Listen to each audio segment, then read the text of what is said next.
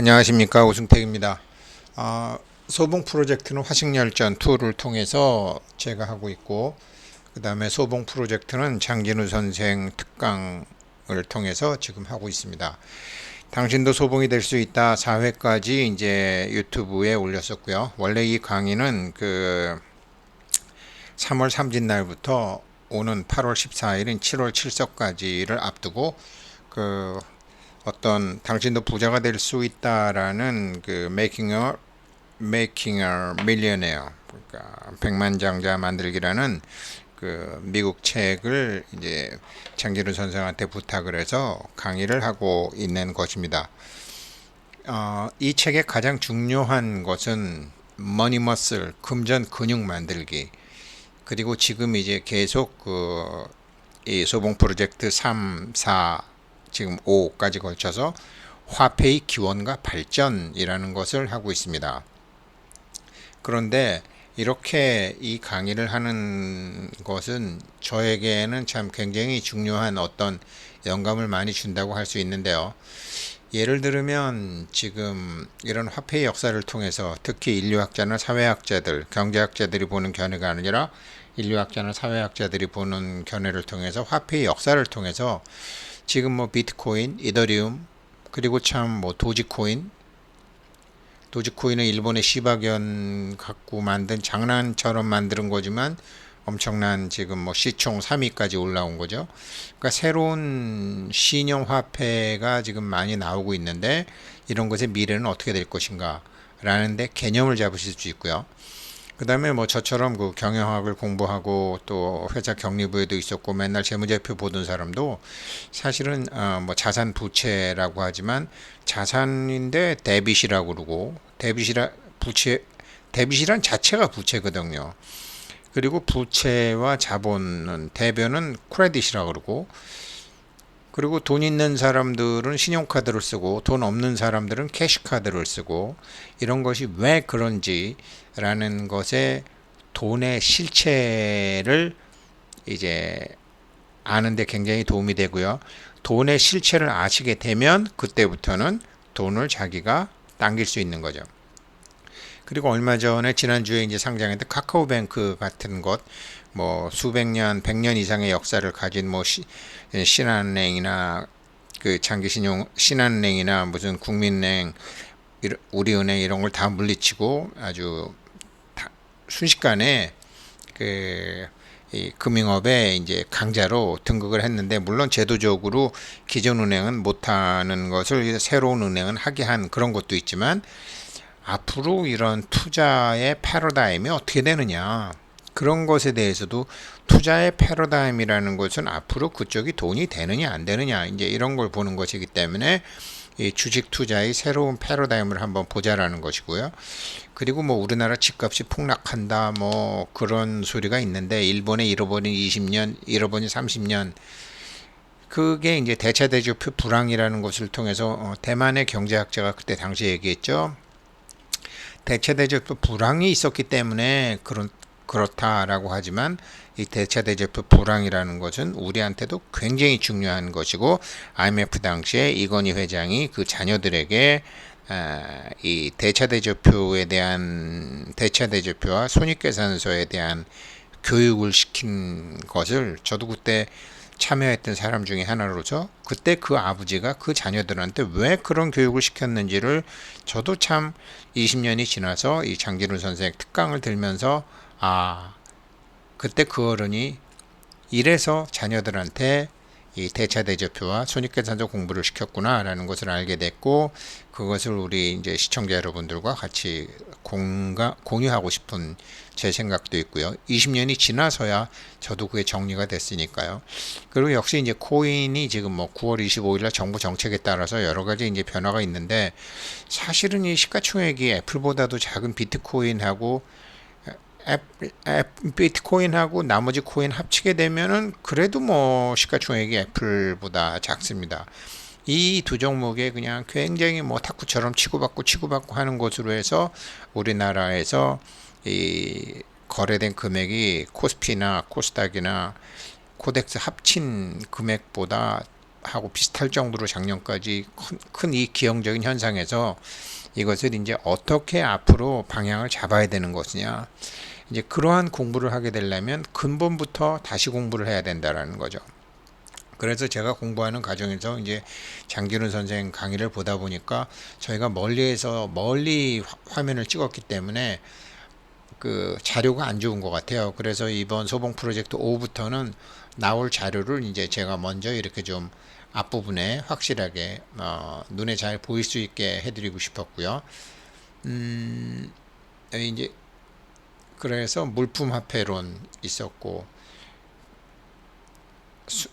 화폐의 기원에 있었고요. 그 다음에 두 번째로 등장하는 거는 법정 화폐, 명령 화폐론.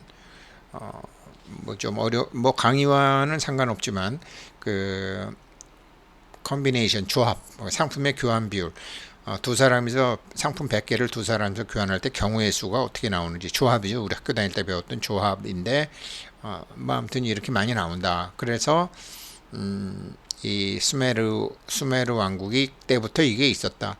이 수메르 왕국은 이제 한국의 고대사에 우리랑 말도 같고 여러 가지가 같은 게 많은데 참고적으로 이제 뭐 은한 세켈 이거를 이제 우리 상고사 하시는 분들은 이 은세켈이라는 말은 세겔은 사글 우리 사글세 사골세냐 사글세냐 할 때 사글세가 맞거든요. 그래서 그런 이제 한국과 비슷한 상황에 비슷한 단어를 썼다라는 뭐 그런 얘기도 있습니다. 그래서 두 번째 이제 그 은세켈 얘기가 앞에서도 나오고 지금에서도 나오고 그 신용 거래의 가치 척도 기준으로 우리 사글세 할 때 사글세 이것에 대한 정확히 아는 사람이 없잖아요. 무슨 사근 사기인데 그죠? 그래서 이제 그 물품화폐, 법정화폐 그리고 의무의 부채화가 되면서 이제 이 신용화폐 이런 것이 계속 순환하면서 나왔다. 그 다음에 돈의 정체는 신용과 부채다. 이제 그렇게 정리할 수가 있고요.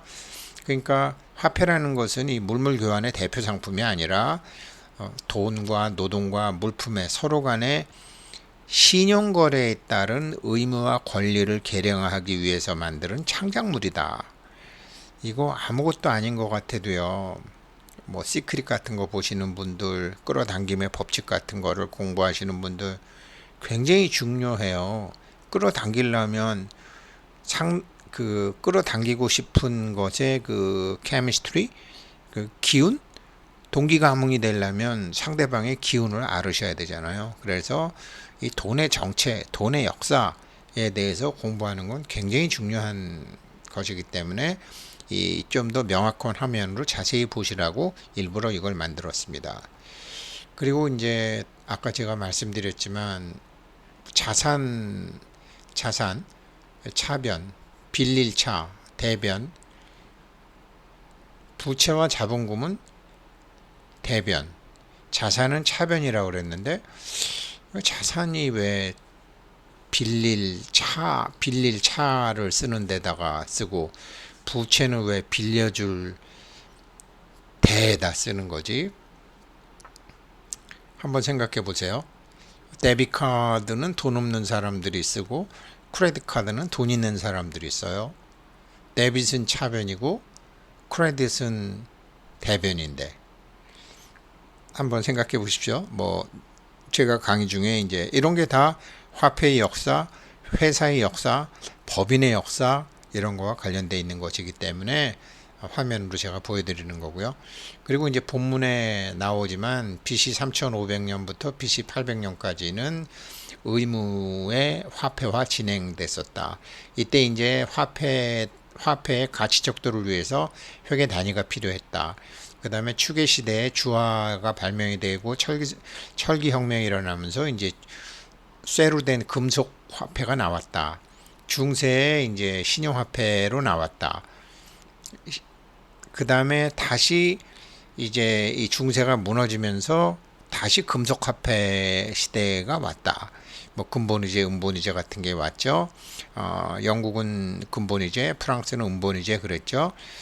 그렇게 되다가 2차 세계대전을 거치면서 이제 영국과 프랑스에 있던 돈들이 독일의 침입에 어떻게 될까봐 금하고 은을 다 빼돌려서 미국에다 갖다 맡겼죠. 미국에다 갖다 맡기면서 미국은 그것을 담보로 달러를 찍었죠. 그런데 1971년에 금태환을 폐기하고 신용화폐가 다시 시작이 됐죠. 그리고 난 다음에 이 신용화폐가 다시 시작이 나면서 화폐 전쟁이 일어나서 결국은 일본하고 독일의 그 환율을 갖다가 이제 그 프라자 합의로 인해서 엔화 약세를 엔화 강세, 마르크와 약세를 마르크와 강세로 만들고 하면서 여러 가지 경제의 변화가 일어났죠. 그러면서 2009년도부터는 비트코인이 나와서 현재까지는 못 믿겠다. 달러도 못 믿겠고 유로도 못 믿겠고 엔화도 못 믿겠고 위안화도 못 믿겠다. 못 믿겠다. 갈아보자라면서 지금 코인이 등장을 했죠. 그러나 그 코인은 뭐 등장해서 뭐 굉장히 요란스럽게 뭐 몇천 배 오르고 몇만 배 오르고 뭐 어쩌고 저쩌고 하지만 결국은 애플의 시가총액도 못 미치는 것인데 이 게릴라 부대들이 이렇게 지금 움직이는 것을 지금 미국 정부, 중국 정부, 그다음에 한국도 각국 정부, 한국도 9월 25일 날 이제 어떤 정책을 내놓게 되는데 이제 점차 체계를 잡는 상황에서 우리가 화폐의 역사를 통해서 코인에 대해서도 공부를 하고 있으면 좋겠다라는 생각에서 이제 이 소봉 프로젝트 장진우 선생님 특강을 한번 잘 들어주십시오. 라는 것이 이제 제 바람이었는데 예상보다 많은 분들이 보지를 않으셨기 때문에 제가 녹음 상태도 좋지 않았고 화면도 좋지 않았는데 어떻게 바꾸고 싶어도 지난 것이기 때문에 어떻게 할 수가 없었어요. 그래서 제가 이 지금 소봉 프로젝트 5부터는 이렇게 화면이라도 좀 명확히 보시도록 개념을 잡아서 설명해 드리는 것이니까 참고하시고 이제 나머지 장진우 선생 수업을 잘 들어보시기를 바라겠습니다. 장진우 선생 강의로 넘어가겠습니다. 고맙습니다.